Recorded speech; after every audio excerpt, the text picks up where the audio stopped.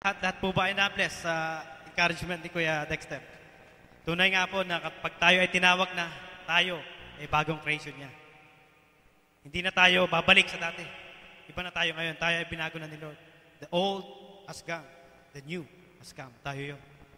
Mamumuhay na according sa salita ng Panginoon. So, yun.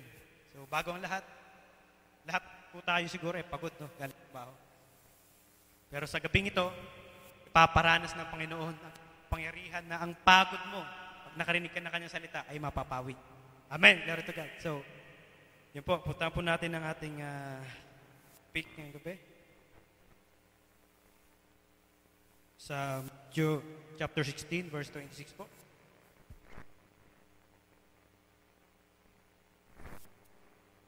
Okay. Sapagkat ang pakikinabangin ng tao, kumakamtan niya ang buong sanglibutan at mawawalan siya ng kanyang buhay. O ano ang ibibigay ng tao na katumbas ng kanyang buhay. So bago lahat, tayo po'y manalangin. Yumuko po tayo. Damhin natin ang presensya ng ating Panginoon. Lord, narito po kami, O God. Nagkatipon na naman, O God, upang panggilay-ngilayan ang iyong mga salita, O God. Lord, bago ang lahat, kami po ay patuloy, O God, na nagpapakumbaba sa iyong harapan, O God. Humihingi ng kapatawaran, O God, sa aming mga nagawa, O God. Naisip at nasabi, O God, sapagkat kami nagkasala, O God, sa isip, sa salita at sa gawa, O God. Lord, pakalinisin mo ang aming mga puso, O God, upang nang sa ganun, O God, ay malaya ka mag-penetrate, O God, sa aming buhay, O God. Lord, hinihiling, O God, namin ang banal mong Espiritu, O God, upang tumabi sa aming lahat, O God, upang nang sa ganun, O God, ay maintindihan namin ang bawat salita mo, O God, na lalabas, O God. Lord, wala po kaming kakayanan, wala po kaming alam, O God, sa iyong mga salita, O God. Ngunit hindi ka magkukulang, O God. Ikaw, O God, ang banal mong Espiritu, ang siyang magpapaintindi, O God, at magpapanamnam, O God, ng iyong mga salita, O God, upang aming i-absorb ito, O God, at isa pamuhay, O God. Lord, naniniwala ako, O God, ang bawat isa ay may dalahin, O God, ngayong gabing ito, O God. Naniniwala kami, O God, nagkakaisa, O God, na ito'y katatagpuin mo, O God. Hindi ka magkukulang, O God. Bagkos, O God, ay aapaw ang iyong pagpapala ngayong gabing ito, O God. Lord, kayo pong siyang manguna, O God, sa buhay ng bawat isa, O God. Lord, wala po akong alam sa iyong salita, O God. Lord, gabayan mo ako, O God. Lord, give me wisdom, O God. Lord, ikaw lamang, O God, ang siyang makita sa aking harapan, O God. Lord, itago mo ako, O God, sa iyong likuran, O God. At bawat mamutawi sa aking bibig ay salita mo lamang, O God, at pagpapala, O God, para, O God, sa aming lahat, O God. Lord, kaya na pong siya manguna, O God. Have your way, O God. Lord, make, O God, your way. Make your path straight unto us, O God, Lord. Tuwirin mo, O God, ang aming daanan, O God, upang nasa ganun, O God, ay makarating kami, O God, hanggang sa dulo ng aming takbuhin. Sa magitan ng mga salita, O God, ito, O God, magsisilbing kalakasan namin, O God, hanggang sa makarating kami, O God, sa dulo ng aming takbuhin. Lord, kaya na po ang siya bahala, O God, manguna sa buhay ng bawat isa, O God, at aming ibinabalik ang kapurihan, kaluwalhatian, salamat sa pangalan ni Jesus na aming tagpagligtas, Panginoon. Amen. So, ayun. Sabi niya, sapagkat ano ang pakinabangin ng tao kung makamtan niya ang buong sanglibutan at mawalan siya ng kanyang buhay? O ano ang ibibigay ng tao na katumbas sa kanyang buhay? So, napakarami sa atin ngayong panahong to. Trabaho ng trabaho, sikap ng sikap, kahit ng kahit. Para ano? Para i-prepare daw yung future. Good future. So, naandyan, nawawalan na tayo ng time kay Lord. Lahat na. Sabi nga dito ano ang pakinaban mo? Makamtan mo man ang buong sanglibutan at mawawalan ka naman ng iyong buhay. Makuha mo na lahat ng pera sa buong mundo. Ikaw na siya maging famous sa buong mundo. Kilalang tao sa buong mundo. Lahat na mapunta sa iyo. Ang tanong, sa final, saan ka ba pupulutin? Doon, nagkakatalo. Kahit ikaw ay dukha, ngunit nagpapatuloy sa Panginoon. Kahit ikaw ay sakto lang. Kumbaga, isang tuka, ngunit ikaw naman ay hindi pinapabayaan ng Panginoon, huwag mo nang nasain, kamtan pa, kung ano yung makamundo, kung ano yung nakikita mo sa lupang ito. Sapagkat, yun naman ay hindi mo madadala pag ikaw ay nawalan na ng iyong buhay sa ibabaw ng lupa. So, marami sa atin, minsan, gaya nga nun, nagsusumikap, sariling sikap, sariling lakas ang kanyang ginagamit para maiahon sa hirap ng pamilya, para magkaroon ng bahay, para magkaroon ng kotse, mapag-aral ng mga anak, para makapag-prepare ng good future, ika nga, and the future for hospitalization. Nagpiprepare ng pampagamot pag nagkaedad na o pag nagkasakit. Sabi ng ating Panginoon, ano ang pakinabang ng lahat ng mga bagay na iyan? Kung sa bandang huli, ikaw naman ay mawawalan ng iyong buhay. O lahat tayo, amin natin, mawawalan tayo ng buhay, physical. But the question is, yung pangalawang buhay mo, kapag ikaw pa ay nawalan nito, wala ka ng pag-asa. So, ibinigay ni Lord, napakagandang topic ito. Sabi sa Matthew chapter 6, verse 19 to 21, kuya. Sabi, where your treasure is, there will be your heart is. Kung nasaan yung kayamanan natin, nandun ang ating puso. Kung kayamanan natin ay nandito sa mundo, nandun ang ating puso. Kung kayamanan natin ay paglingkuran ng Panginoon, naandun ang ating puso. Amen. Glory to God. Ito po sabi niya. Huwag kayong mga tipon ng mga kayamanan sa lupa, na dito'y sumisira ang tanga at ang kalawang, at dito'y nanghuhukay at nagsisipagnakaw ang mga magnanakaw. Kundi magtipon kayo ng mga kayamanan sa langit, na do'y hindi sumisira kahit ang tanga, kahit ang kalawang, at do'y hindi nanghuhukay at hindi nagsisipagnakaw ang mga magnanakaw. Verse 21. Sapagkat kung saan naroon ang iyong kayamanan, doon naman duroon ang iyong puso. So sabi niya, doon naman duroon ang iyong puso. So kung ano ang tinatangkilik mo ngayon, doon paparoon ang iyong puso. Kung ang tinatangkilik mo ay ang trabaho mo kaysa kay Lord, ang tinatangkilik mo ay mag-overtime kaysa gawaan ni Lord, naandun ang iyong puso. Kung naandun ang iyong puso sa makmundo, sa mundong ito, wala kay Lord, pagdating ng finals, saan ka pupulutin? So marami sa atin, hindi muna ako dadalo kasi kailangan ko mag-overtime eh. May pangailangan sa bahay. May pinag-iipunan ako. Sinabi na nga ng Panginoon, Matthew 6:33. Unahin natin ang kaharian ng Diyos. At ang mga ito, ang pawang ito ay pawang idadagdag sa atin. Hindi tayo pagkukulangin ng Panginoon, mag-focus lang tayo sa Kanya. Sabi niya, dadapot, hanapin muna ninyo ang Kanyang kaharian at ang Kanyang katuwiran at ang lahat ng mga bagay na ito'y pawang idaragdag sa inyo. So kapag inuna natin ang pera, ang trabaho na yan, na sa tingin natin, na siya yung pinagtiwalaan natin na magpo-provide na pangailangan natin sa overtime na yan, sa trabaho yan, sa sideline na yan, babagsak tayo mga kapatid. Sapagkat sinabi ng Panginoon, siya yung giver, siya yung provider. Kapag ang inuna mo, yung pinoprovide niya kaysa sa provider, magsasawa yung provider. Inuuna mo yung blessings kaysa sa pinanggagalingan ng blessing. So, paano ngayon? Kumbaga, i-illustrate natin. May faucet, tumutulo. Nag-iimbak ka ngayon, nag-iipon ka. So, napuno na yung imbakan mo. Nag-ano ka na, tawag dito, yung faucet na yon, hinayaan mo na. Hinayaan mo ng tumulo. So, umaapaw na umaapaw.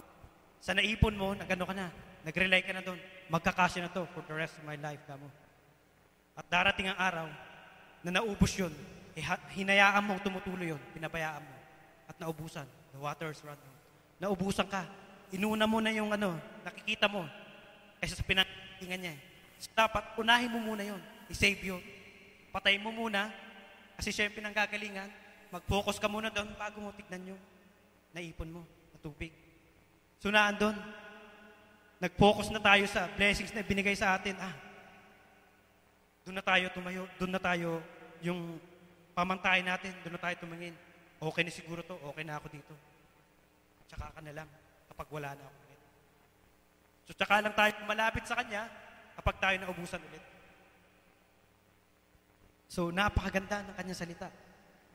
Wala tayong mapapala kung tayo mag-impok ng pera. Magkaroon ka man ng 10 bahay, 20 kotse, nasa iyo na lahat ng pera sa bandang huli. Lahat ba ay may pakinabangan yan sa'yo pag ikaw ay namatay na physically? Sabi nga, ang pag-ipunan natin, sabi niya, pag mag-impok tayo ng kayamanan sa langit. Sapagkat doon ay walang magnanakaw, walang naninirang tanga, hindi kinakalawang. Spiritually, ano yung mga yun? Maglingkod tayo sa Panginoon. Kapag tayo naglilingkod, tayo ay nag-iimpok ng kayamanan sa langit na doon ay hindi mawala. Bawat labor natin ay merong reward yan. Our labor is not in vain. Kahit sabihin mo, gawa ako ng gawa, bakit walang nangyayari sa akin? Hindi tinitignan ito spiritually. Itingin ka pa rin physically sa mga paligid mo. Kung ano yung pangailangan mo. Bakit lagi pa rin ako nagkukulang? Ibig sabihin, nasa yung problema. Kasi ang Panginoon nagbigay, bless niya tayo, maliit man o malaki, ayon yan sa kakayanan ng bawat isa kung paano ka mag-handle. Kasi kung ikaw ay hindi mapagkatiwalaan sa maliit, paano ka pa pagkatiwalaan sa malaki? So pinagkaloob sa iyo yung sahod na yan, trabaho yan, kasya yan, mga kapatid. Hindi yan magkukulang sapagkat si Lord ang nagbigay niyan. But, ang Panginoon ba ay nagkukulang sa buhay natin? Hindi. Ni kailanman hindi siya nagkulang sa pag-provide ng pangailangan natin. So nasa sa atin na lang kung paano natin i-control yung blessings na yun. Nasa sa atin. Lalagpas tayo beyond our budgeting. At kailangan pa natin mag-overtime para matakpan to. Kailangan pa natin mag-sideline para matakpan to. Kailangan natin na hakutin ang pera ng buong mundo para lang mapagtakpan ang ating mga luho. Babagsak tayo, mga kapatid. Ayon sabi sa kanyang salita sa Mark chapter 10 verse 24 to 25. Ihinalin tulad niya dito ang na mahirap makapasok sa kaharian ng Panginoon, kaharian ng Diyos. Sinabi niya rito, at nagtaka ang mga alagad sa kanyang mga salita. Datapwat si Jesus ay muling sumagot at nagsabi sa kanila, mga anak, kay hirap na magsipasok sa harian ng Diyos ang mga magsisisiasa sa mga kayamanan. Mahirap pumasok sa kaharian ng Diyos ang mga magsisiasa sa kayamanan. Kinokorek tayo dito ng Panginoon na huwag tayong mag-focus sa kayamanan niya. Huwag natin problemahin yung bukas.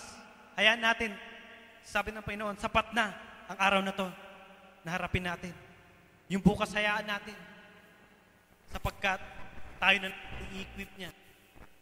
Tayo ay bibigyan niya ayon sa ating pangangailangan. Ang focus natin sa ito, kaya nga, ang salvation nga, day by day. Hindi yung once in-accept mo na si Jesus Christ sa buhay mo, save ka na forever. No.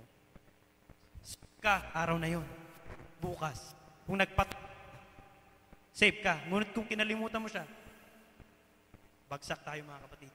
So, kagaya din ito. Huwag tayong umasa kung anong tinatamasa natin ngayon. Umasa pa rin tayo sa Kanya. Sapagkat siya ang pinanggagalingan ng lahat ng ating tinasamasa o tinatangkilik. All our possessions ay sa Kanya nanggagaling. So mag-focus tayo sa Kanya, hindi sa material na bagay o kung ano man. O kung fame man yan, huwag natin akuin yung fame na yun. Ibalik natin sa Kanya. Ang glory, huwag nating akuin. Ibalik natin kay Lord. Si Lord nga hindi niya inaako. Hindi siya naging fame. Marami sa Kanya hindi nakakilala. Ni ang mukha nga niya. Hindi nila masyadong makilala. Sapagkat nais niya na siya ay nakaral lingkod ngunit hindi makita ng Kanyang mukha. Sapagkat ang gusto niya maihayag sa Kanyang buhay ay ang Ama. So katulad din natin, mga kapatid, kung tayo nagsasalita, itago natin lagi. Ilagay natin sa likod ang ating sarili. At si Jesus Christ lang ang ibandera natin sa ating buhay. Sapagkat kapag ikaw ay naging fame, sabi ng Panginoon, natanggap mo na ang iyong reward. Ngunit ikaw ay nagbabahagi ng salita, o ikaw ay tumutulong sa iyong kapwa ng palihim, nag-aabot ka ng tulong sa kanan mo, huwag mo nang paabuti sa kaliwa. Ang Panginoon nating Diyos na nakakakita sa lihim ay siya rin magre-reward sa iyo sa lihim. So kung ikaw ay gumagawa ng kabutihan, huwag mo nang ipangalandakan, mga kapatid. Isa lang ibig sabihin nun kapag ipinangalandakan mo ang ginagawa mong tulong sa kapwa mo. You're offering the fame. Hinahabol natin na tayo mapuri, na sabihin, oh, buti pa si kapatid, nakakatulong. Buti pa sa kapatid, nakakapagbigay ng ganito. You're offering the fame. Ngunit pag ikaw ay tumutulong, pasikreto, at sincerely, ngunit kung ikaw naman ay tumutulong, sikreto nga, ngunit iba pa rin yung puso mo, hindi kalooban ng Panginoon, wala pa rin. Burado pa rin. Useless. So kung ganun, wag na lang tayong tumulong. Kasi nagkakasala lang tayo. Kung akala natin tumulong tayo, ngunit ang puso natin are offering the fame to become famous, para mapuri, wag na natin gawin, mga kapatid, sapagkat tayo magkakasala lang. So balikan natin kanyang salita. Magaan pa sa isang kamelyo ang dumaan sa butas ng isang karayom ay sa isang mayaman ang pumasok sa kaharian ng Diyos. So sabi, magaan pa, mas madali pa ang isang kamelyo na pumasok sa butas ng karayom. Imagine, napakalaki ng kamelyo. Butas ng karayom, napakaliit. Isinulit nga, nahihirapan pa tayong ipasok eh. How much more yung kamelyo pa? So ibig sabihin kung napaka-posible na maipasok yung kamelyo sa butas ng karayom, sabi niya, mas magaan pa, how much more na lang yung mayaman na makapasok sa kaharian ng Diyos. So, sige na. Ikaw na ang mayaman. Ikaw na ang fame.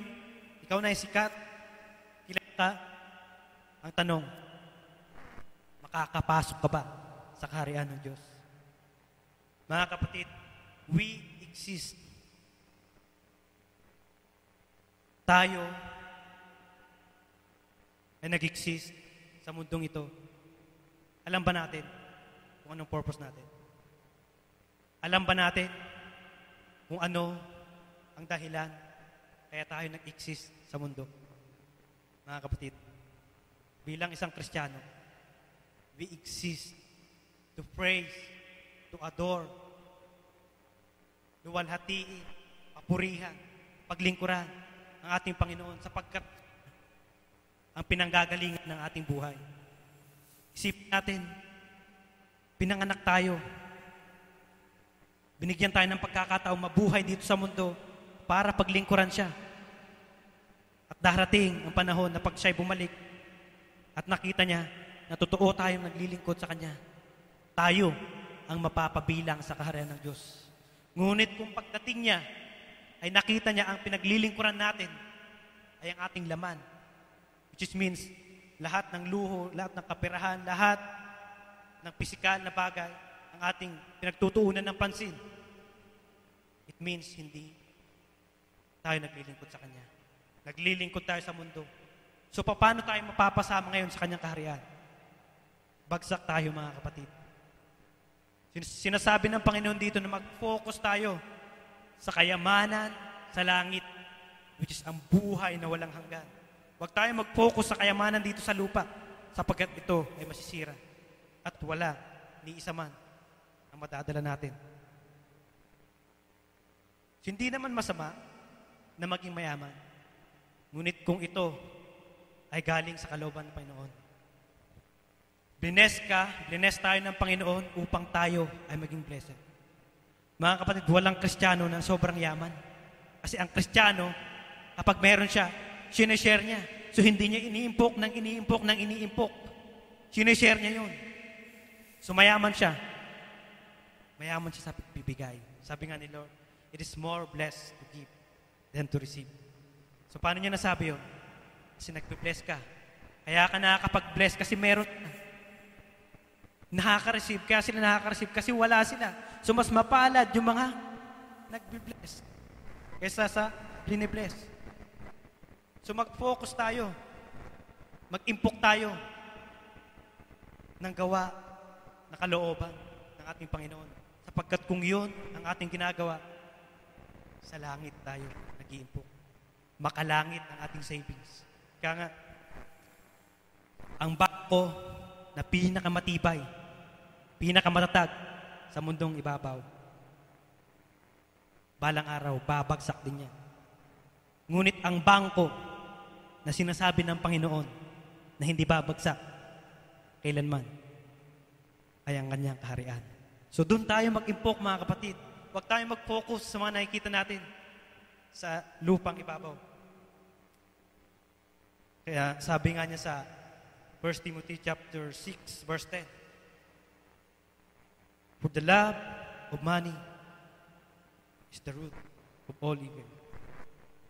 But for the love of Kuya Manny, Mrs. Kuya Manny, is the root of blessings." Pag siya ating minahal, blessings yun, mga kapatid. Ngunit kapag ikaw ay nagmahal sa pisikal na money, yun ang pinanggagalingan ng mga kasalanan. Kasi gagawin mo lahat eh. Sabi niya dito, "For the love of money is the root of all evil.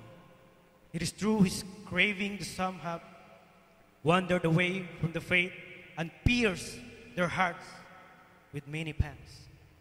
So lahat gagawin mo para lang sa pera. So kahit magnakaw ka na para sa pera, manloko ka ng kapwa mo para sa pera, manlamang ka para sa pera, for the sake of money, for the love of money is the root of all evil. Tignan natin ang mga politiko. Sabi nga nila ng mga makamundo, ano ang pagkakaiba ng magnanakaw at sa politiko? Sabi ang magnanakaw daw, magnanakaw muna bago tumakbo. Ngunit ang politiko, tatakbo muna bago magnakaw. So ang politiko, gumagastos yan ng napakalaki. Ngunit ang pinapangako niya, mga kapatid, mga kababayan, pag ako hinalal nyo, ito, ganito, ganyan. Puro blessings yung sinasabi niya. Ngunit pag naupo na, gagawin niya lahat para mabawi. At 100 volts pa yung tubo na nastos. Saan niya kukunin? Sa kaban ng bayan. So, yun na. Para sa pera, gagawin niya lahat. Isusugal niya yung pera niya. Para kapag nakaupo na siya, may kapangyarihan siya para mabawi ito. At tumubo pa ng tumubo. So yun lahat. Kapag nag-focus tayo sa pera, hindi lang pera, mga kapatid. Nag-focus tayo sa fame. For being a famous, para makilala, para sumikat. Babagsak tayo. Dahil doon ang pinanggagalingan ng kasalanan, mga kapatid. So napakaliwanag ang sinasabi ng ating Panginoon ngayong gabi na hindi natin kailangan. Sinasabi nga nila, kayod marino. Sabi nga ng Murami, walang kakain hanggat walang huli. Pero sabi ng spiritual, walang kakain hanggat walang kaluluwang nadala. Sa simbahan ng Panginoon, na mabahagian, mapakain ng salita ng Diyos. So it means, huwag kang kakain. Huwag mong sabihin, lingkod ako ng Panginoon. Nagsisilbi ako sa Panginoon. Mula pa nung, meron mang sabi mula pagkapanganak niya hanggang ngayon Kristiyano na siya. Ang tanong, may bunga ba, mga kapatid? Yun ang titignan. Tayo ay lingkod. Sinasabi natin tayo ay lingkod ng Panginoon. Which is yun nga dapat. Kapag ikaw ay Kristiyano, you exist to serve God. Kapag ikaw ay Kristiyano, ikaw ay lingkod ng Panginoon. Ang tanong, may nadala ka na ba na kaluluwa para sa Kanya? Para ito rin naman. Maipasa mo, tayo din naman Nagpadala si Lord, nagpadala si God na Kanyang lingkod para tayo akayin. Para mabago ang ating buhay. We receive it free. We will share it free. So, tayo din naman ay nasain nating mag-akay ng kaluluwa at dalhin sa kanya bahay-sambahan para mabago din ang kanyang buhay. So huwag tayong mang-akay ng pinuno ng pyramiding scam para kumita. So napakarami ang natitisod ng mga Kristiyano dahil yan sa networking na yan. Kapag ikaw ay nakadalo ng isang gawain at pagkatapos ng isang gawain ay networking na, iba na ang pinaglilingkuran nila, mga kapatid. Pag ikaw ay nasa gawain, huwag kang mag-overtime. Overtime means wala ka nang sa trabaho mo, yun pa rin ang dala-dala mo. Pagkakakitaan pa rin, pera pa rin. Hindi. Binigyan na nga, sabi nga, ibigay natin ang isang araw sa Panginoon.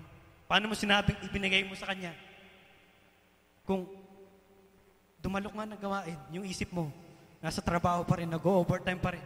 Sayang yung pagpapala na dapat ma-receive ng mga galing sa Kanya. Habang may pagkakataon pa tayo dumalo sa gawain, samantalahin, mga kapatid, namnamin natin ang Kanyang mga salita, i-accept natin sapagkat ito ang sandata natin. Ito ang instruction natin, sino mga engineers dito. Ito yung plano na tanggap natin sa boss natin na itong dapat natin gawin para tayo ay makagawa ng kaayak-agay, magandang produkto para ang ating amo, ang ating boss, ang ating Panginoon ay magalak. Pag nakita niya ito, sasabihin niya ngayon, "Well done, my faithful servant. Humayo ka, sumama ka sa aking kagalakan, at mamahalain kita ng maraming bagay." Sinong gusto makarinig ng ganun? Tatlo lang, 4. Amen. Glory to God. Dapat lahat tayo be attentive, mga kapatid. Sa yun ay pagpapalang gagaling sa Panginoon. Sabi nga, if 2 or 3 gather together, nasa kalagitnaan ng Panginoon. Nandito siya ngayon. At kung ano ang marinig niya, kung bukas ang puso mo, pagkakaloob niya sa iyo, mga kapatid, pagkakaloob niya sa ating lahat, ngunit kung ikaw ay nag-iisip pa, ano ba? Tatanggapin mo ba o hindi? Nahuli ka na, mga kapatid.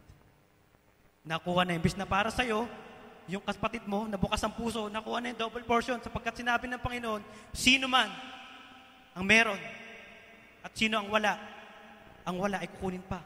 Bibigay pa kung sa sino meron. Kahit meron pa kakaunti, kukunin pa sa iyo, ibibigay pa sa mas marami sapagkat siya ay tunay, na bukas ang puso. So mga kapatid, be attentive to receive the blessings from God. So narito tayo para tumanggap hindi lang ang Kanyang salita, bagkus ang bawat salita na nanggaling sa Kanya ay pagpapala. I-absorb natin ang Kanyang salita. Sayang yung pagkakataon, dumalok nga, hindi mo lahat in-absorb kasi nga nag-overtime ka pa. Sayang. Sapagkat darating ang panahon, hanapin man natin itong gawain ito, hindi kailanman, hindi natin masusumpungan. Dahil malapit na, mga kapatid. Narito na tayo sa mundong papasama ng papasama. Narito ngayon, nagdo-double time tayo para maging malakas.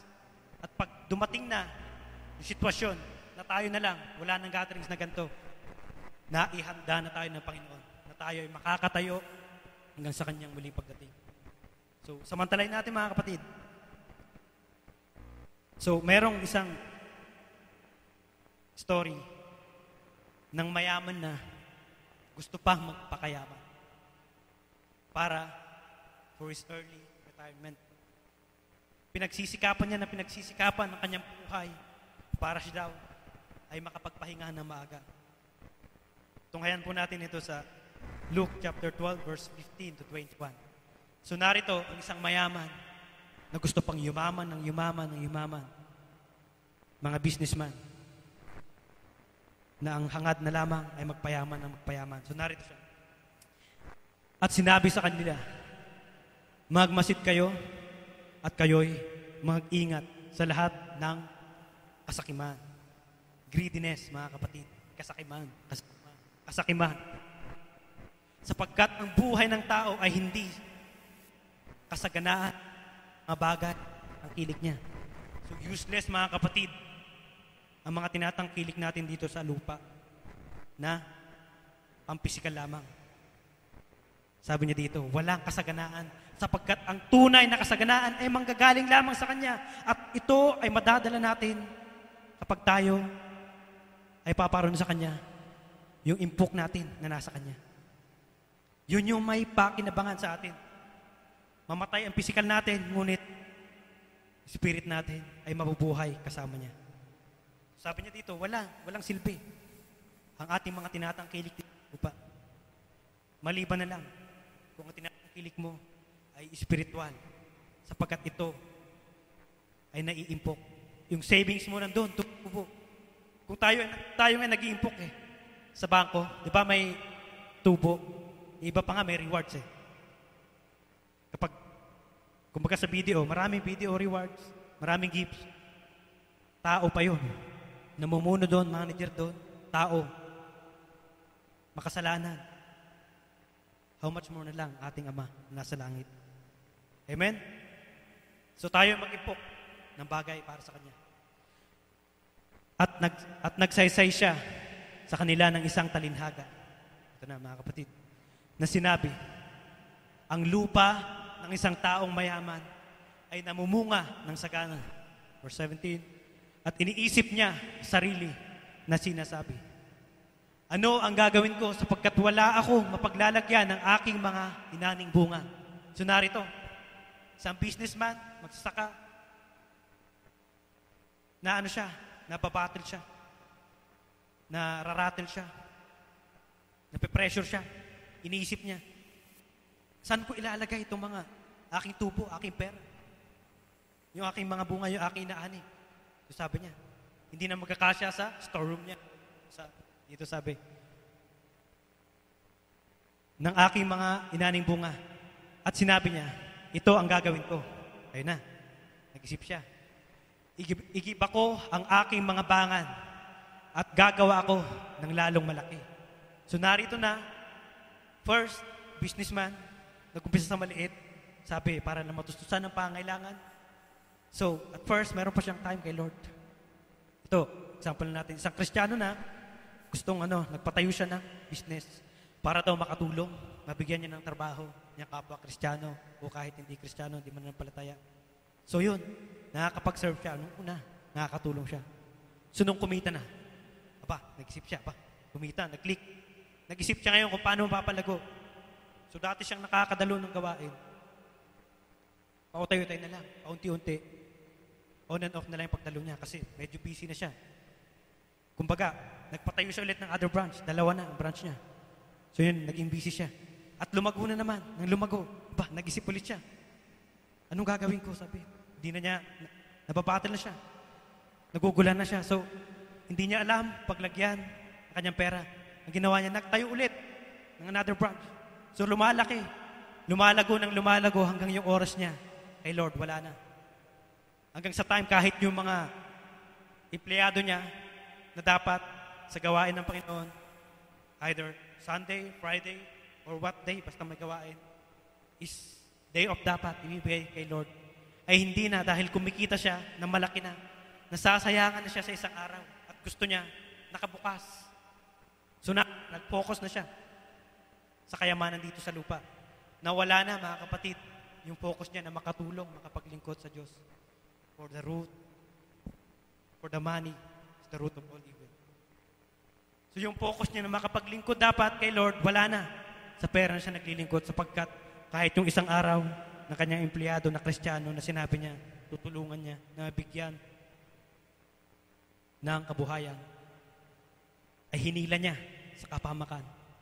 Nilugmok niya sapagkat sila ay hindi na niya binigyan ng pagkakataon para makapaglingkod, makapagsamba, maranasan ang presensya ng Panginoon sa gawain.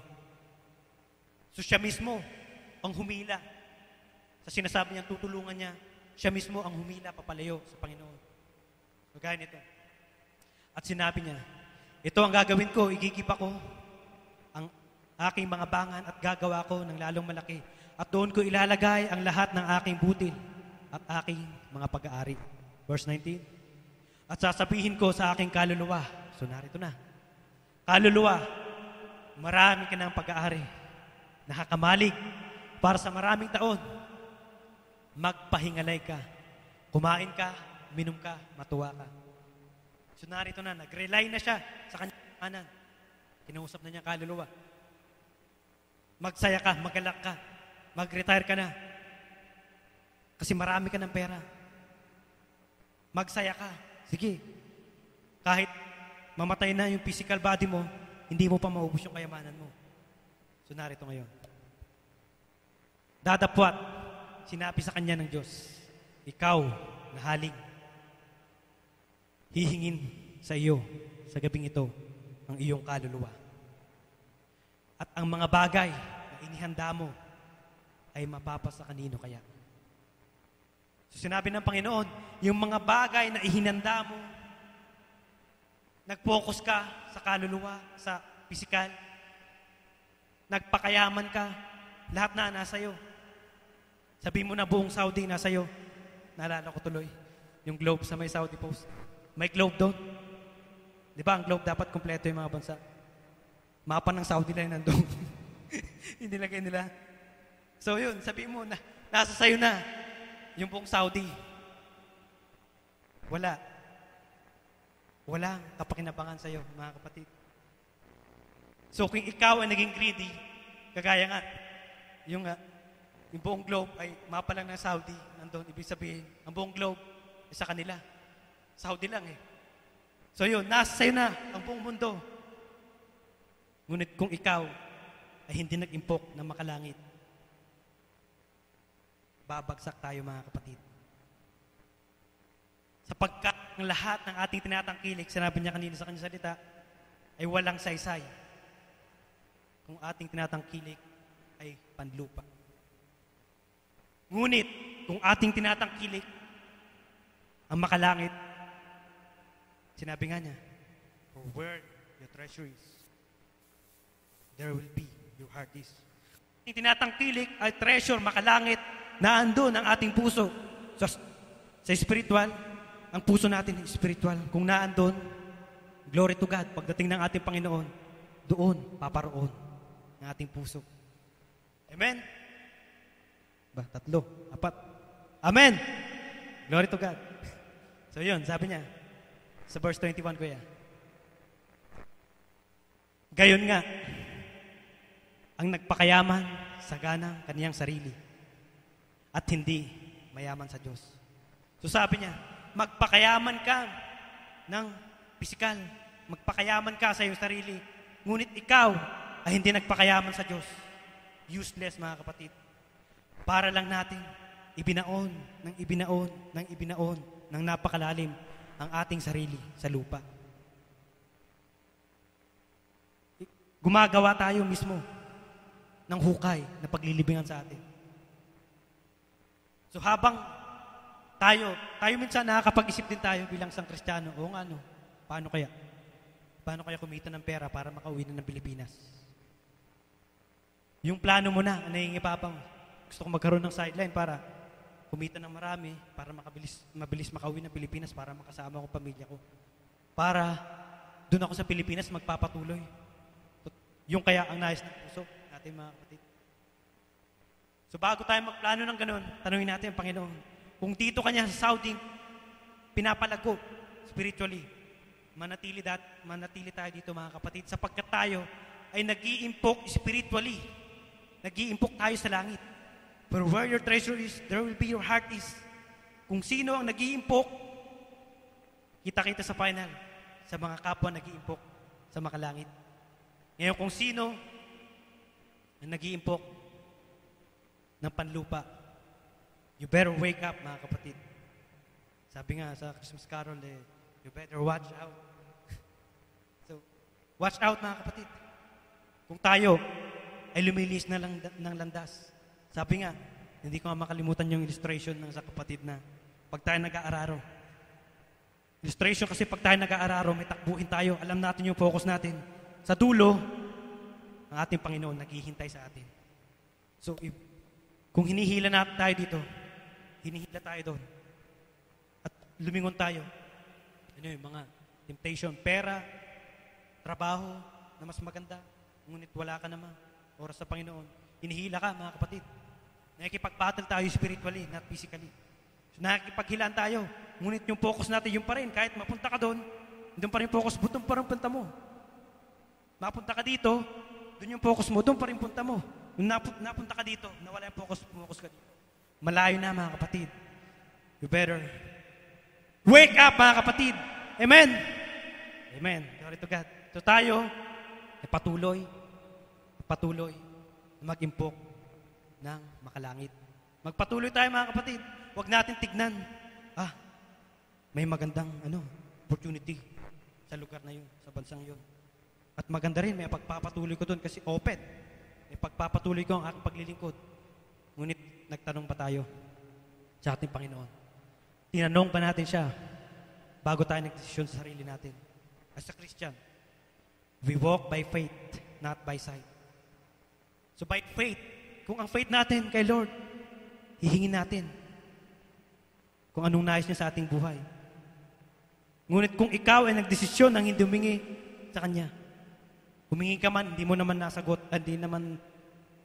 nakuha ang Kanyang kasagutan, useless. So pag humingi tayo, hintayin natin ang Kanyang kasagutan. So habang hinihintay natin ang Kanyang kasagutan, magpalakas tayo. Those who are waiting sa ating Panginoon have to renew their strength. Amen? 3 ulit. Amen. Glory to God. Mga kapatid, sabi ko nga, sayang ang pagpapala ng ating Panginoon. Be attentive. Buksan natin ang hindi lang ating palad, bagkus ang ating spiritual heart. Buksan natin para sa pagpapala ng Panginoon. Mga kapatid, magagamit natin iyon para magpatuloy sa ating takbuhin. So mga kapatid, sabi nga sa Hebrews 13, verse 5, be contented what you have. I will never leave you, nor forsake you.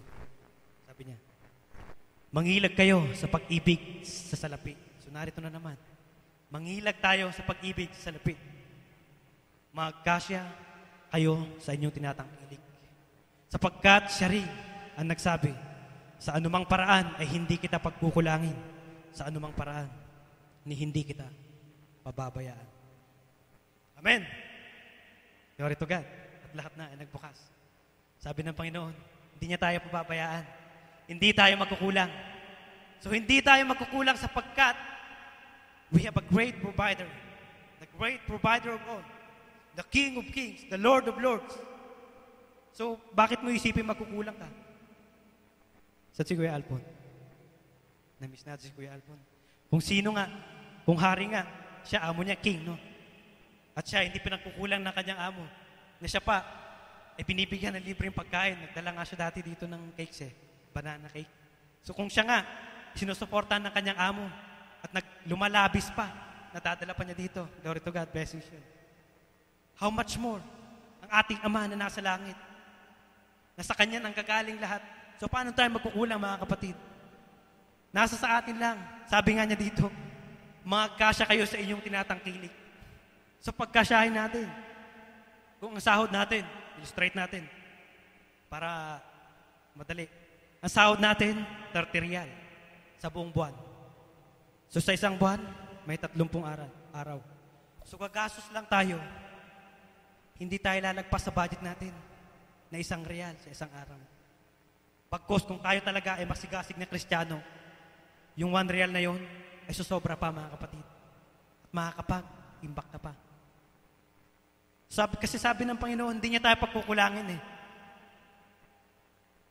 Lord always makes an amazing ways. So gumagawa siya ng mga hindi kapanipaniwala, hindi matarok ng ating pangunawa na mga paraan.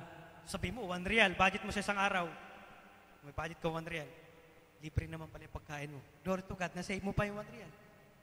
Libre pagkain mo, lahat na libre. So may nasave pa. So nasa sayo na lang kung nag-isip ka, ano kaya? May luho. So doon tayo magkukulang. Pagkat sinabi ng Panginoon, napakaganda sinabi niya, sa anumang paraan ni hindi kita pababayaan. So hindi tayo pababayaan ng Panginoon. Sabi nga, as a Christian, We have to fight the good fight of faith. 1 Timothy chapter 6, verse 12. Lumakad tayo, lumaban tayo, tumayo tayo. We have to stand according to our faith. Sinabi niya dito, faith. Kung faith mo, na ganito lang, paano ka makakalakad? Sabihin mo, faith mo, ganito. Baby pa. Hindi ka pa makakalakad, gagapang ka. So pag gumagapang ka, at least nagmumove ka. Ngunit kung ang faith mo, pababa ng pababa. Pababa ng pababa. Imagine, imbis na ikaw nag-grow bilang Christian, imbis na ikaw lumalakas, na-equip para makalakad, pababa ka ng pababa, baliktad, pababa ka, pabata ka ng pabata. Hanggang yung faith mo ay parang baby na, bagong panganak na. Wala na, mga kapatid. Hindi ka makakalakad, hindi ka makakausad, patungo sa iyong takbuhin. Naandun na lahat. Ikaw na lang naiwan. At dumating na yung ating Redeemer, si Jesus Christ. Naiwan na tayo, mga kapatid. So kailangan yung faith natin, panatiliin natin. Gradually, mag-level up. Sabi nga dito, makipagbaka ka ng mabuting pakikibaka ng pananampalataya. Manangan ka sa buhay na walang hanggan, na dito tinawag ka at ipinahayag mo ang mabuting pagpapahayag sa harapan ng maraming mga saksi. So naniniwala ba tayo na tayo ay tinawag sa walang hanggan? Amen. Amen. Amen. Amen. Hindi nagkakaisa, mga kapatid. Amen! Glory to God. So, yun. So, tayo ay manahan kung saan tayo tinawag, which is walang hanggan. Mabuting pagpapahayag sa harapan ng maraming mga saksi. So, tayo ay manahan sa pagkatawag niya sa atin. Naniniwala ba tayo na ang lahat ng Kristiyano ay tinawag to be a salt and the light ng sanlibutan? Amen. So tayo ay manahan doon. Huwag tayong kukurap-kurap. Yung ilaw natin ay huwag nating hayaang kumurap at baka mag-brown out. Naku po. Pag dumating ating Panginoon, naalala ko yung 10 bridegroom. So yung 5 hindi nakapag-ready. Yung 5 nakapag-ready. Sila ang sinama ng kakasal na lalaki. Yung 10 bridesmaid. So, tayo din, hindi natin alam kung kailan siya darating. So, mahalaga. Bawat araw, maghanda tayo, mga kapatid. Sapagkat ang salvation is day by day. Hindi yung, sige, ginawa mo na lahat ngayon. Magdasal ka na 24 hours. Isip mo, sumobra na yung yung siya ng Panginoon. Siya siguro, ito, kaya nang takbuhin ng 3 araw. May reserve ka na, kumbaga. Hindi, mga kapatid, kahit lahat na inalay mo sa Kanya sa buong gabing to, buong araw na to, bukas, iba na naman. So, hindi niya ma-carry out yun. So, kailangan lumakad tayo day by day according sa ating pananampalataya. Amen? Nakita ko dito sa story niya kanina sa Mark. Sa Luke 12:15-21. Nag-focus siya sa kanya tinatangkilik. Lahat na ibinigay niya. Maraming mga Kristiyano minsan ang natitisod pa doon. Kagaya nga, pinagkalooban na tayo ng gawain. Marami na mga pastors na nag-grow na yung flock. Dumating ngayon ang temptation. Ang temptation kasi, sabi nga, kaaway. Ang bulaang propeta ay lalapit yan na para maamong tupa. Ngunit sa loob-loob niya ay parang asong ulul na handang manakmal. Parang leon na handang manakmal. So marami sa atin ngayon, maraming kapastoran sa Pilipinas lalo na. May kakilala ko, 2 na. Pagkatapos ng gawain, merong meeting. Iba naman. Ni-illustrate kung paano kikita sa pyramiding scam na yun. Ni-illustrate kung paano sila yayaman. Yung wisdom daw ay biyaya ng Panginoon para sa kanila, para makapag-survive, para matustusan ng mga pangangailangan. So, paano yun? Sabi nga ng Panginoon, you cannot serve 2 gods at the same time. You cannot serve God and mammon. You cannot serve money and God at the same time. So, they are serving two gods at the same time. So dahil ikaw ay nandito pa ngayon sa katawang panlupa, kung isinisingit mo sa gawain ang panlupa, which is pera, automatically, panlupa ang inuuna mo kasi nandito ka pa sa lupa. So yung mga bagay na yun ay hindi sinisingit, mga kapatid. So mag-focus tayo sa isang Diyos. Sino ang Diyos natin? Jesus Christ. Ating Panginoon, ang focus natin, Jesus Christ. Sapagkat siya ang Savior natin. So hindi ang trabaho natin, hindi ang pera natin, hindi ang utak natin na sinasabi natin, ito ang susi para makaahon sa kahirapan ng mga kapatid. Ito ang susi ng hukay na magbabaon sa atin sa pangalawang kamatayan. Pag ito ang pinairal natin, pag irali natin ito, heart, spiritually, not physically. So mga kapatid, napakalinaw ng sinabi sa atin ng Panginoon ngayong gabi ito. Focus tayo sa mga makalangit. Mag-impok tayo ng mga makalangit.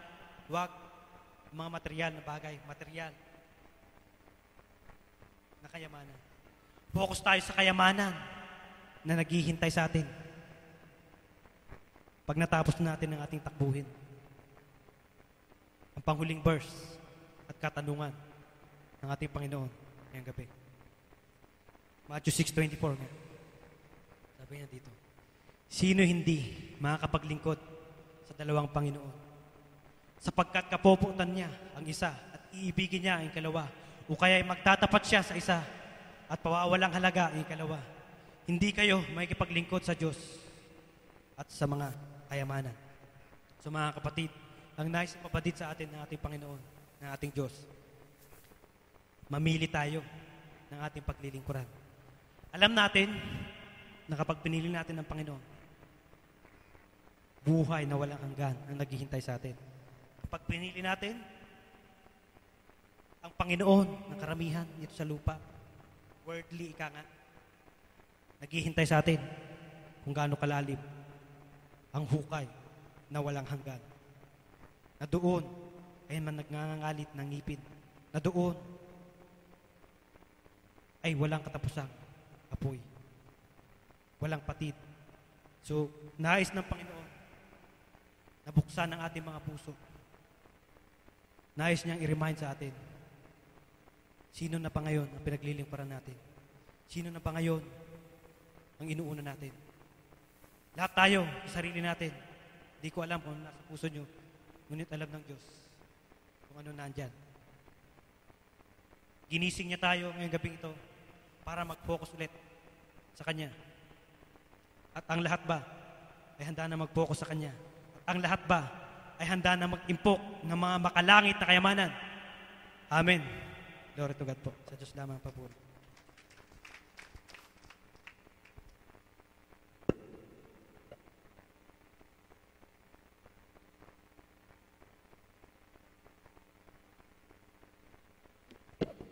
Amen. Tayo po ba'y pinagpala ng Panginoon, mga kapatid? Amen.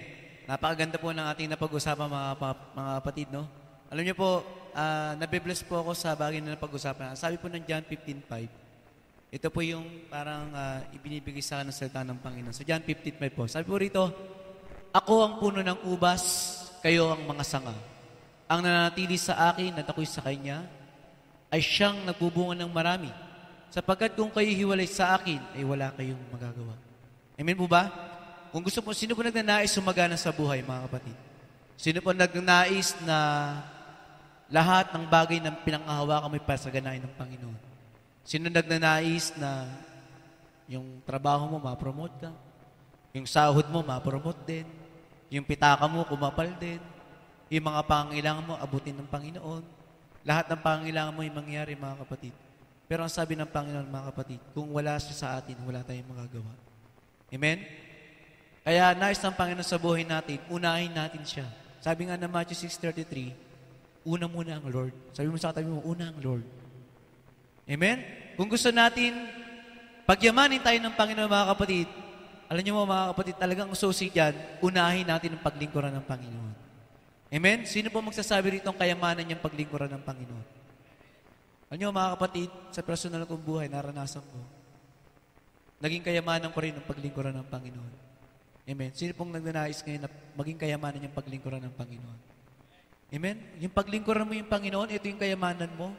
Mga kapatid, ito yung sahod na, ito yung blessing na ibibigay sa Lord na hindi mo ni-expect. Amen? Yung mga undeserving, sabi mo, hindi naman ako deserve sa ganito, pero ba't binibigay sa akin ng Lord? Ganon magbigay ng favor ng Lord. Amen? At masusukat yan kung paano ka sumunod sa oras na to. Amen? Kaya nga, hindi usapin kung matagal ka ng Kristiyano, mga kapatid. Ang usapin ay kung araw-araw mong ginaganap ang kalooban ng Diyos sa paglilingkod sa Kanya. Amen? At kung ginagampanan mo ang araw-araw sa buhay mo, sa paglilingkod sa Panginoon, mga kapatid, ang Diyos di magkukulang. Kaya sinabi ng Hebrews 13:4-5, sinabi nga ron wag daw tayo magmukhang pera. Basahin nga natin. Hebrews 13:5. Ito. Sabi rito, ay huwag tayong magmukhang pera daw at masiyahan tayo sa anumang nasa atin. Sapagkat ang Diyos, hindi tayo iiwan, hindi pababayaan. Amen? Sino po ang gusto magpalaya ng Panginoon? Amen? Meron rin pa ako nabasa sa 1 Timothy 6 hanggang verse 10. Isa po itong bagay na inire-remind ng Panginoon sa buhay ng bawat sa atin. Na kung saan, sabi mo rito, datapwat ang kabanalan na may kasiyahan ay malaking kapakinabangan. Amen? Ano ba sa English to, yung sinabi nga? Ano ba sa English yan? For godliness, ayan, there's a great gain in godliness with contentment. Amen? Paano ba yung nakukontento tayo, mga kapatid? Amen? Minsan ay nagigisukatan ng nangyayari sa paligid natin, mga kapatid. Aanin ba natin ang mga taong mayroong kayamanan, may sasakyan sila, mayroon silang mga bagay ganyan, pero wala naman ang kabanalan ng Diyos sa kanila? Amen? Sino po ang masigit na dakila, mga kapatid? Kundi yung mga sumusunod sa Panginoon. Amen? Di bali nang kinakain mo ay nagdidildil ka ng asin, mga kapatid. Sino naka-experience yan? Amen? Sino yung nakaranas ng asin tsaka toyo? Oh, maalat masyado yun. Di ba din? Asin tsaka toyo at mantika. Toyo at mantika. Sino mo nakaranas, mga kapatid? Amen? Sino nakaranas yung asukal na lang? Sino nakaranas ng kape? Amen? Pero mga kapatid, kahit naranasan natin yung ganung bagay, pero ito tayo, lumalakad tayo sa Panginoon, higit tayong mapalad. Amen? Sapagkat nakakasunod tayo sa kalooban ng Diyos. Amen? Kaya nga, nabasa natin sa kanina, yung pinaka-topic ng verse natin, ano yun naman ng tao ang kayamanan sa mundong to? Kung pagkatapos ng buhay na pag namatay ka, madadala mo ba yan? Amen? Ang madadala lang natin, mga kapatid, sa Panginoon, ay kung naging tapat tayo sa Kanya, mga kapatid. Amen? Kung ginampanan natin ang panawagan ng Diyos sa buhay natin. Amen? Sabi mo sa katabi mo, may panawagan ng Diyos sa buhay mo. Amen? And, kung blessing ang pag-uusapan, mga kapatid, it's a matter of stewardship. Sabi mo sa katabi mo, stewardship. Sabi ng Matthew 25:21, sabi rito, ito yung gusto nating marinig pagdating ng panahon, mga kapatid. Pagdating ng panahon, mga kapatid, hindi lamang usapin ng pagiging pastor, hindi lamang ikaw ay ministry head, o kaya kung ano yung kinabibilangan ng ministry, kung ikaw ay kung ano naging mo, pangalan. Pero ang nais ng Panginoon sa buhay natin, pagdating ng huling panahon, ito lang sasabihin ng Panginoon sa atin. Well done, good and faithful servant. Lahat po tayo, servant ng Panginoon. Amen? Sino pong servant ng Panginoon? Amen? And you have been faithful over a little, I will set you over much. Amen? Kapag naglilingkod tayo sa Panginoon tapat, sa maliit na bagay, mga kapatid, maraming ipapamahala ang Diyos sa buhay natin. Amen? At yung mga bagay na ipinapamahala ng Diyos sa buhay natin, mga kapatid, ayun yung mga pagpapala. Amen? Ayun yung pagpapalang di natin masukat. Amen? Kaya sabi rito, enter into the joy of your master. Amen? Kung nagiging kagalakan natin ang paglingkuran ng Panginoon, mga kapatid, walang Kristiyanong malungkot. Amen? Amen? Walang Kristiyanong malungkot. Amen? Kahit sabihin pa natin dumadaan tayo sa pagtitiis, sa paglilingkod sa Panginoon, mga kapatid, meron tayong kagalakan. Sabihin mo sa katabi mo, kagalakan. Amen? Kaya tingnan mo yung katabi mo. Nagagalak ba yan? Kahit mukhang inaantok yan, pero nagagalak ang puso niya sa paglilingkod sa Panginoon. Amen? Kaya, naalala ko po yung isang awitin, mga kapatid. Pakinggan nyo to. I believe si pastor, lagi ito napapakinggan sa sasakyan. Ewan ko lang kung narinig nyo to, mga kapatid. Matagal ko na ito narinig yung kantang to, bata pa ako, pero napakasarap pa lang muni-munihin. Sabi ng kanta, hindi ko na hinahangad ang yaman sa mundo, pagkat ikaw, Panginoon, ang kasapatan ko. 1 Timothy 6:6, ang kabanalan mo, ang katuwiran mo, ninanasa ng uhaw na puso ko. Sabi ng chorus, di ka maikukumpara sa kahit na kanino pa man. Di ka maihambing sa yaman ng sanlibutan, pagkat ikaw ang higit kong kailangan. Sino po yung higit natin kailangan? Ang Panginoon. Pagpalain ng Diyos ang gabing to sa buhay ng bawat isa.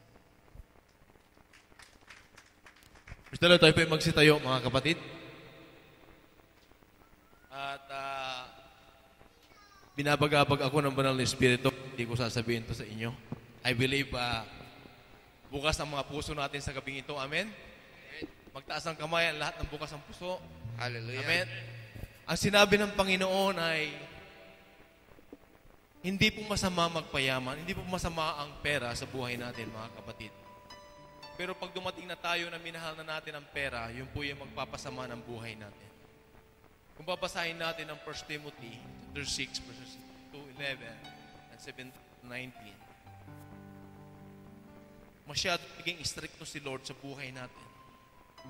Nang sabi niya, ang nagpapayaman ay hahantong ang kanyang buhay sa kapamakan.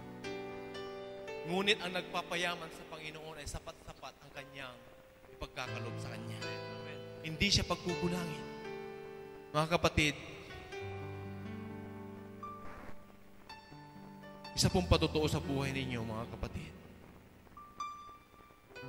Nung ako'y nagsimula na mag-live out,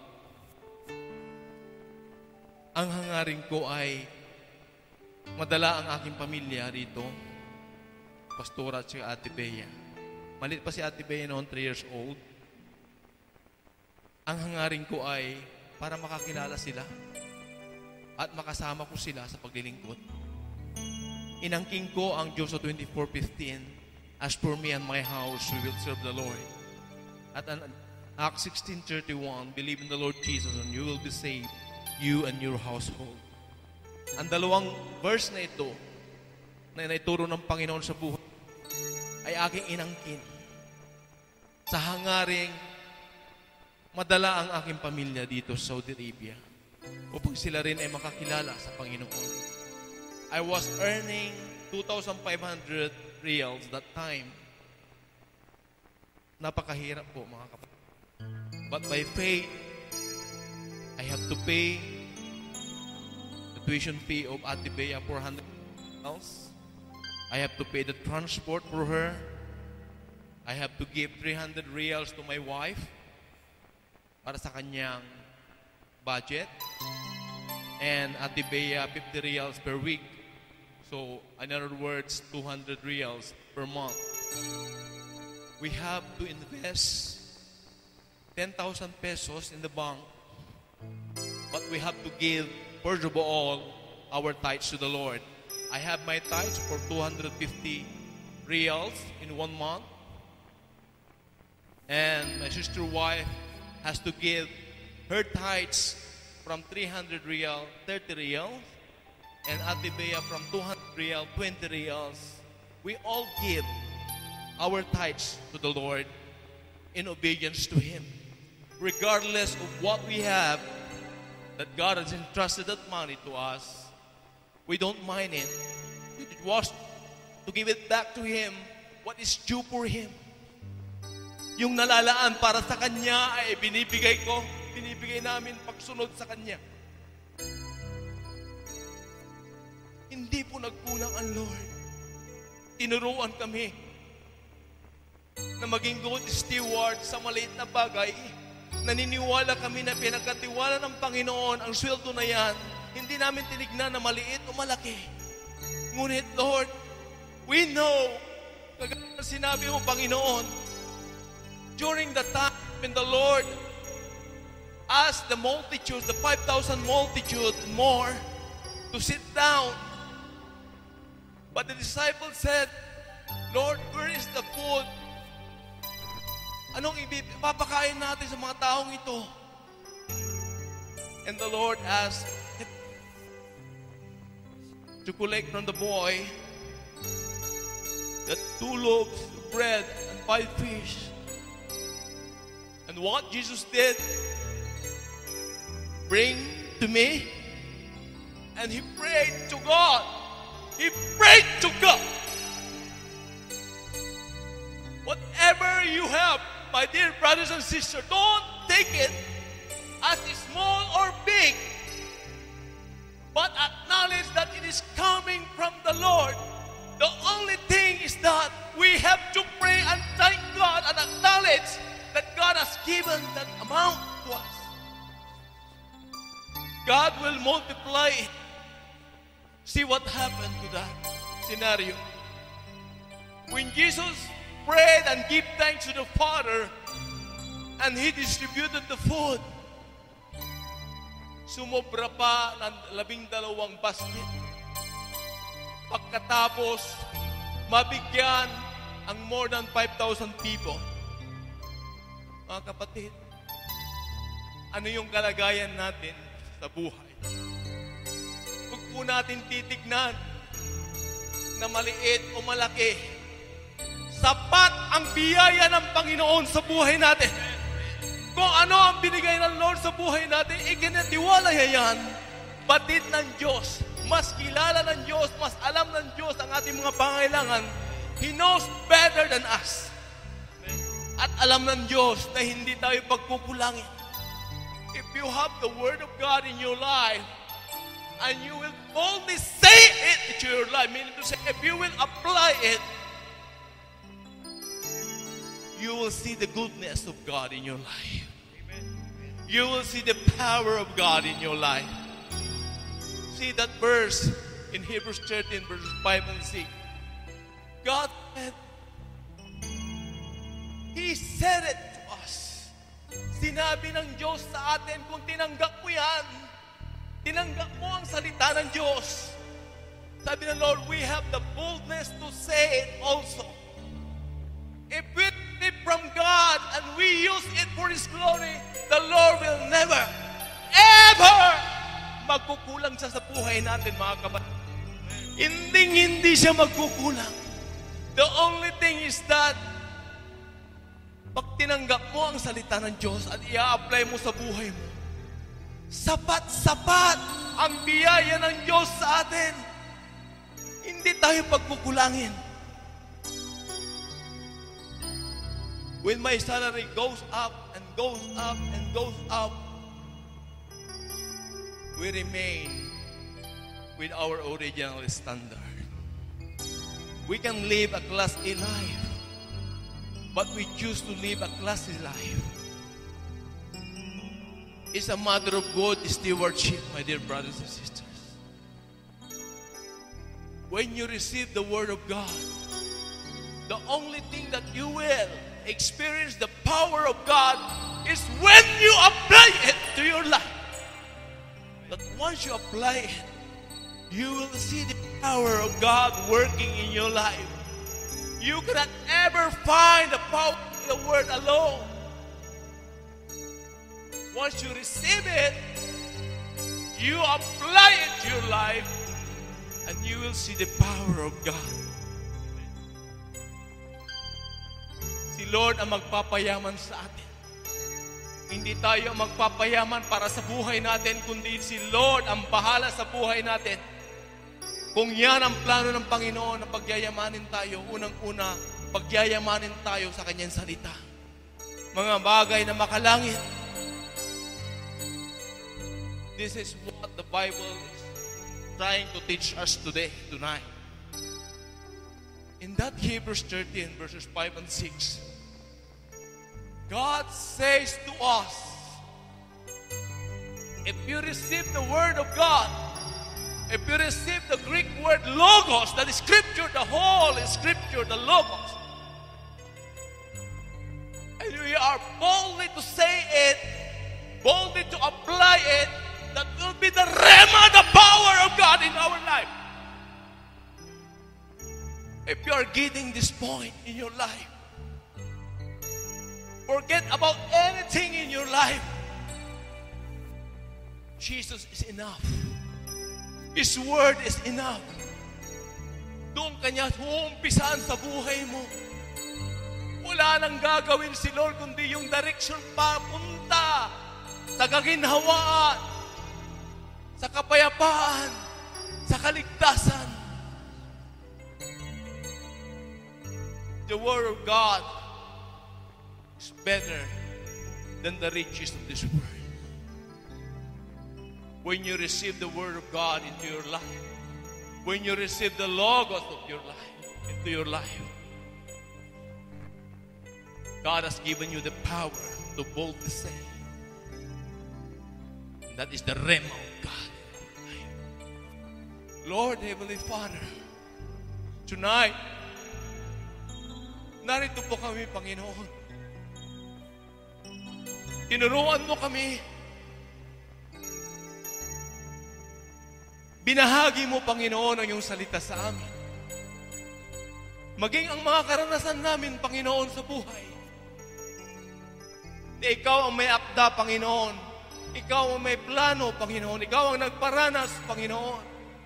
Kaya mo, Diyos, na mga bagay na ito, Panginoon, ay patuloy, Panginoon, o God, na may sagawa namin sa aming buhay. May apply namin ito, Panginoon.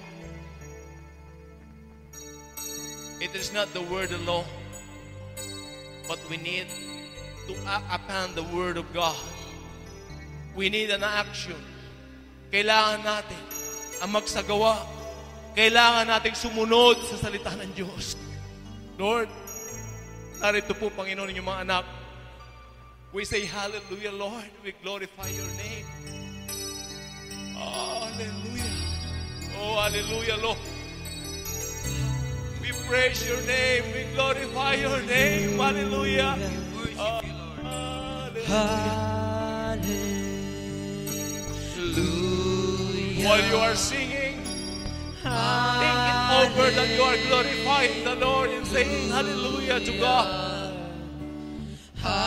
When you glorify God in your life, God is meeting your needs. God is seeing your heart.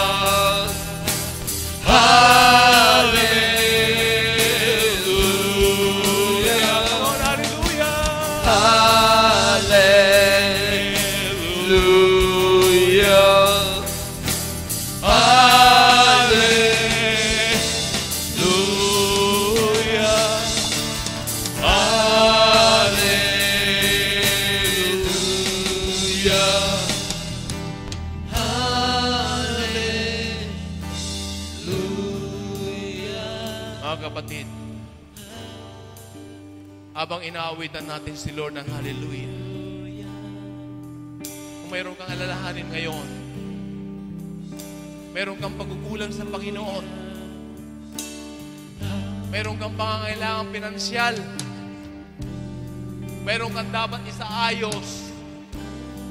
Meron kang pag-uudyok ng Banal na Espiritu. Na meron kang nais na iayos sa iyong buhay sa pananalapi. Kung paano hawak ng pera, paano gastusin. Meron kang personal na lalahanin sa oras na ito.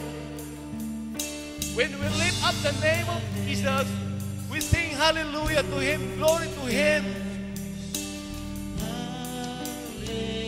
Isipin mo yung inaalala mo sa buhay na ibinibigay mo, ino-offer mo sa Panginoon.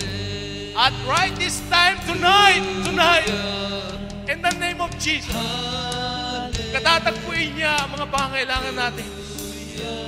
Hallelujah. Hallelujah.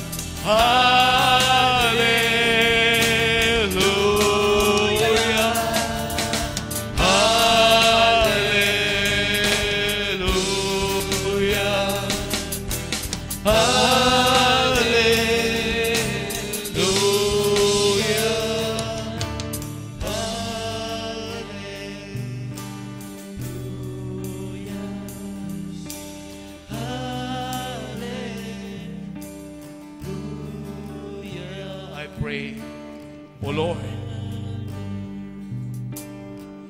batid niyo, Panginoon, ang bawat laman ng puso ng aking mga kapatid na narito. Batid niyo, Panginoon, ang kanilang mga nilalapit sa inyo sa oras na ito, Panginoon. Lord, I join them with their prayers right now in the name of Jesus.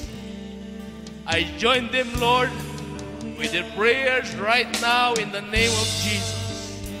Lord, I'm calling out your name, Jesus. I'm asking a favor from you, Lord, to rain down bread from heaven right now. Oh, hallelujah. Lord, katagpuin niyo, Panginoon, ang mga hinanaing ng mga anak mo, Panginoon. Katagpuin niyo, Panginoon, yung mga iyak ng bawat isa, Panginoon, na nilalapit sa iyo sa oras na ito. Kung ito ay ayon sa iyong kalooban, Panginoon, magaganap ngayon din. Lord, ikaw ang nagsabi, ikaw ang nagsalita, Panginoon, that you will never leave nor forsake us, O God. And we claim it tonight, Lord, with faith, O God. Naniniwala kami, Panginoon, na sa gabing ito, Panginoon, ang mga hinain namin sa iyo ay tinugon mo, Panginoon. Tinugon mo, Panginoon. Tinugon mo, O God. Tinugon mo, Panginoon. Tinugon mo, O God. Body, Spirit, Lord, I command in the name of Jesus to get out from her right now in the name of Jesus. Wala siyang karapatan, Panginoon. Ang Espiritu mo lamang kami karapatan. Kaya mo ka sa panalangin ito, Panginoon ka, ay sumabog yung kamay sa Kanya. At tinatagpo mo, Panginoon, o God, ang kanyang mga kailangan. Sa oras na ito, Panginoon, nagpapasalamat kami. Sapagkat, Lord, naniwala kami, O God, na Lord, nakitungo ka sa Kanya sa oras na ito. At tinanggap niya, Panginoon, ang iyong pakikitungo sa Kanya. Salamat, Panginoon.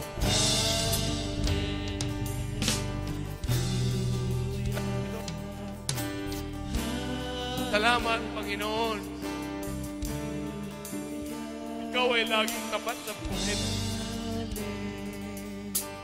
Hindi ka nagsawa, Panginoon, sa buhay namin. Walang imposible, Panginoon.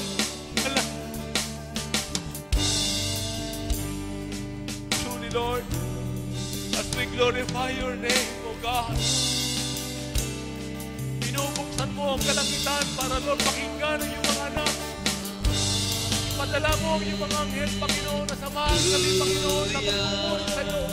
At patuloy kami, Panginoon, na magpupuri, Panginoon, sasamba, Panginoon, sa dakilang pangalan. Salamat, Panginoon, pakikinig. Salamat, Panginoon, sa iyong pagtanggap ng aming mga panalangin, Panginoon. Kaya mo, Lord, na magbubuhay kami, Panginoon, sa iyong salita. Na ikaw, Panginoon, God, ang aming pagkilikuran ng buhay. Lord, tatangkilikin lang namin, Panginoon, ang mga bagay na makalangin, Panginoon. At patuloy ka namin iunahin sa buhay namin. Salamat, O God. Salamat, Panginoon. Oh, hallelujah, salamat. Patuloy mong pagpalain ang aking mga kapatid, Panginoon. Lord, tulungan mo sila, Panginoon, na iayos ang kanilang mga oras.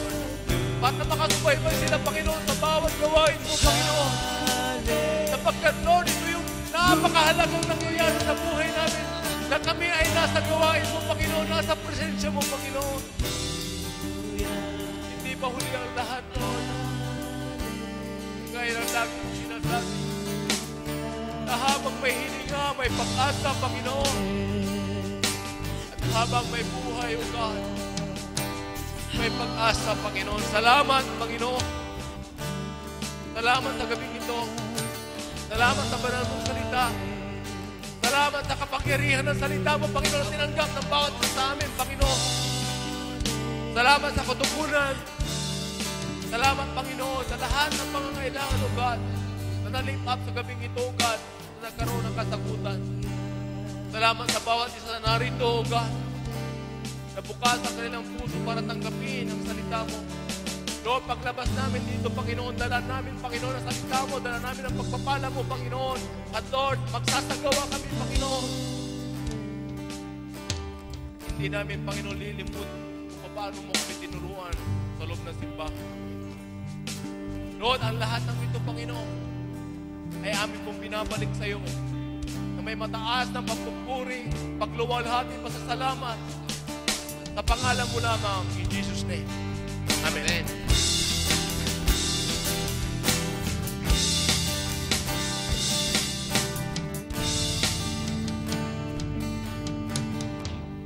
Amen. Hallelujah.